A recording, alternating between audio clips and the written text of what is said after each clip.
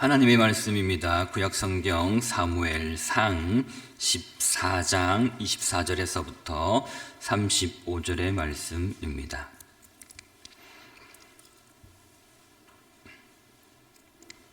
사무엘상 14장 24절에서부터 35절의 말씀을 한 절씩 교독하시겠습니다.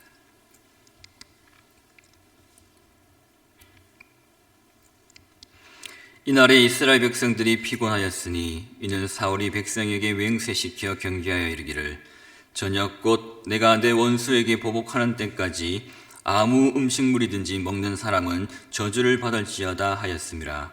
그러므로 모든 백성이 음식물을 맛보지 못하고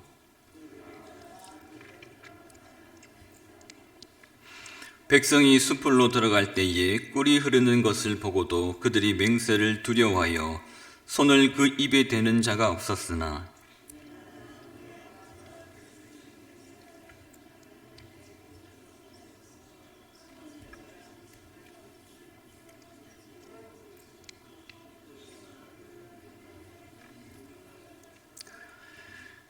그때에 백성 중 한 사람이 말하 이르되 당신의 부친이 백성에게 맹세하여 엄히 말씀하시기를 오늘 음식물을 먹는 사람은 저주를 받을지어다 하셨나이다. 그러므로 백성이 피곤하였나이다 하니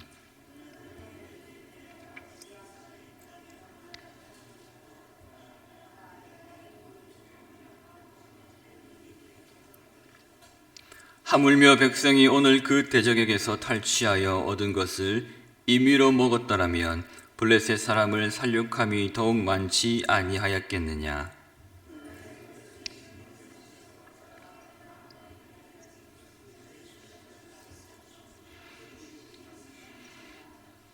백성이 탈취한 물건에 달려가서 양과 소와 송아지들을 끌어다가 그것을 땅에서 잡아 핏째 먹었더니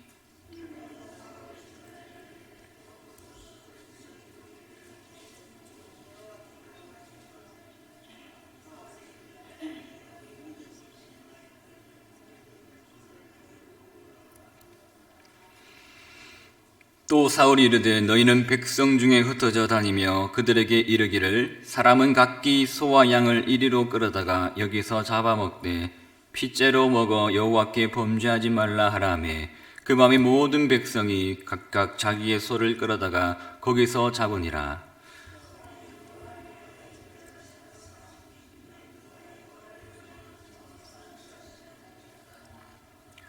아멘. 누구나 자기 자신에게 집중하게 되면은 때때로 경솔할 수가 있습니다. 문제는 경솔함 뒤에 자만 욕심이 따른다는 것입니다. 그것이 개인의 문제에서 그치면 참 다행이겠지만은 그 영향이 타인과 공동체에게 미치게 되면 위기가 찾아올 수밖에 없게 됩니다. 사무엘서는 사울과 요나단의 모습을 계속 비교하면서 종교적 행위에만 집착하는 이 껍데기 신앙이 얼마나 무서운지에 대해서 말씀해 주고 있습니다. 여러분, 배가 고프면은 당연히 기력이 없고 힘을 쓸 수가 없습니다. 더군다나 전쟁에 투입된 군사들은 그 에너지 소모가 엄청나기 때문에 그에 필요한 에너지를 필히 공급받아야 될 것입니다. 전쟁에서 배고픈 군사들의 sak이 결코 높을 수가 없는 것입니다. 그런데 사울은 전세가 유리해지자 군사들에게 블레셋 정벌을 마칠 때까지 전원 금식하라는 명령을 내리게 됩니다. 아마도 금식하면 하나님께서 더 은혜를 베풀어 주시고 도와주실 것이다 라고 생각했던 것 같습니다. 게다가 내가 내 원수에게라는 말을 사용하고 있는데 그 말은 사울의 맹세가 그저 나 중심의 경솔한 종교적 열정에서부터 나왔음을 보여줍니다.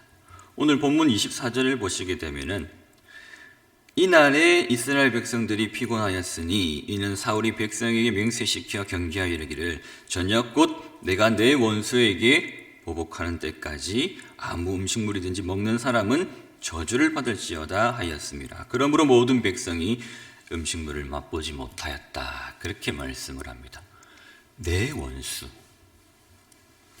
요나단은 블레셋 그 군사들을 하나님의 왕권을 위협하는, 여호와 하나님을 대적하는 그런 원수로 이해를 했지만은 사울에게 블레셋은 그저 자신의 그 개인적인 왕권에 대해서 대적하는 그런 사람들이었다는 것입니다. 그러면서 맹세를 어기면 저주가 내릴 것이라 하면서 허기진 군사들을 옥죄고 있는 겁니다. 도망가는 블레셋 군사들을 쫓는 이스라엘 군사들은 음식물을 섭취하지 못했기 때문에 당연히 힘이 없을 수밖에 없습니다. 한 끼만 굶어 보십시오. 얼마나 힘이 듭니까? 사울이 군사들에게 금식을 맹세시킬 때에 그 자리에 없었던 아들 요나단은 땅에 있던 꿀을 찍어 먹고 눈이 밝아졌다. 그렇게 말씀을 합니다. 기운이 회복된 것입니다. 요나단은 아버지 사울이 군사들에게 공유한 맹세를 시켜서 더 큰 승리를 거두지 못했음을 안타까워하고 있습니다. 29절에 곤란하게라고 기록되어 있는 이 말씀은 과거 여호수아 시대 때에 아간이 범죄를 통하여서 이스라엘을 괴롭게 했다 할 때 사용됐던 그 말과 동일한 뜻을 담고 있습니다. 사울은 이스라엘을 괴롭게 어지럽게 했다는 것입니다. 승리가 확정되자 이스라엘의 그 군사들이 어떻게 합니까? 탈취한 가축들을 핏째 잡아먹습니다. 짐승들처럼 달려들어서 그 포획한 가축들을 그렇게 먹게 된 것입니다. 마치 사울의 경솔함을 닮은 듯이 군사들이 그렇게 앞다투어 고기를 먹습니다. 고기를 핏째 먹는 것은 하나님께서 금하신 일이었지 않습니까? 율법을 범하는 죄입니다. 사울이 전투 중에 음식물을 금한 것이 오히려 하나님의 법을 어기는 부정적인 결과를 가져오게 되었습니다. 이에 사울이 어떻게 합니까? 또 큰 돌을 걸려가지고 제단을 삼고 그 제단에서 짐승을 잡아서 하나님께 그 피로 제사를 드리는 것을 우리가 본문을 통해서 보게 됩니다. 그러나 율법은요, 아무 곳에서나 번제를 드리지 말라고 가르쳐 줍니다. 이와 같이 하나님의 말씀과 상관없이 개인의 뜻을 주장하거나 생각을 내세우면 더 중요한 하나님의 뜻을 놓치는 이런 일들이 벌어지기도 한다는 것을 우리가 이 말씀을 통해서 깨달을 수가 있는 것입니다. 예수님도 어떻게 하셨습니까?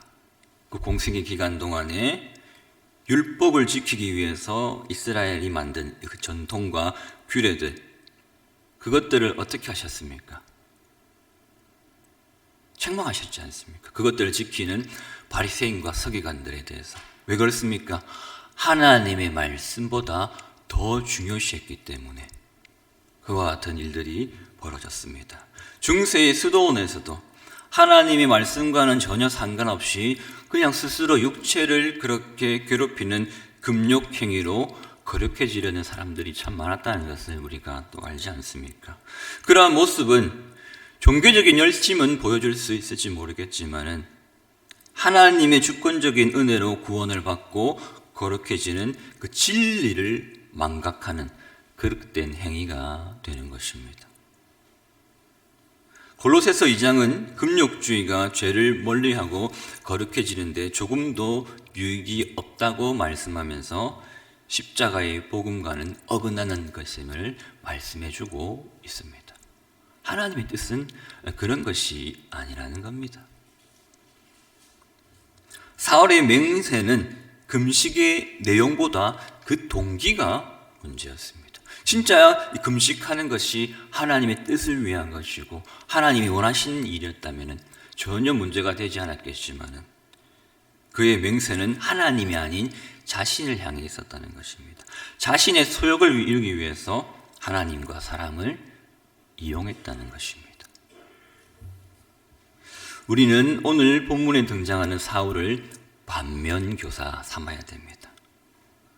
우리도 하나님의 뜻이 없는 그런 종교적 열심으로만 달려오고 있지 않은지는 우리가 말씀을 통해서 계속해서 자신의 모습, 행동을 살펴볼 수 있어야 된다는 겁니다.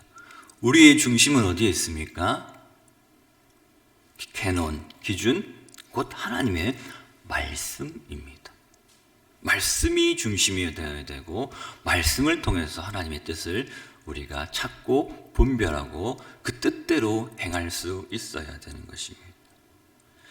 갈급하고 긴급할수록 경솔함보다 진중함으로 하나님의 뜻을 묻고 나아가는 성도들이 지혜로운 성도들인 것입니다. 진정 우리 인생의 모든 순간에 늘 하나님께 우리의 삶을, 우리의 행동을 맞추시기를 소원합니다. 그리고 하나님의 영광을 위해서 함께 연합하고 함께 동행해야 될 것입니다. 우리에게 오늘 주신 말씀을 통하여서 우리의 삶을 돌아보시고 이 말씀 가지고 오늘 한 날도 승리할 수 있는 저와 여러분 되시기를 주님의 이름으로 축복합니다.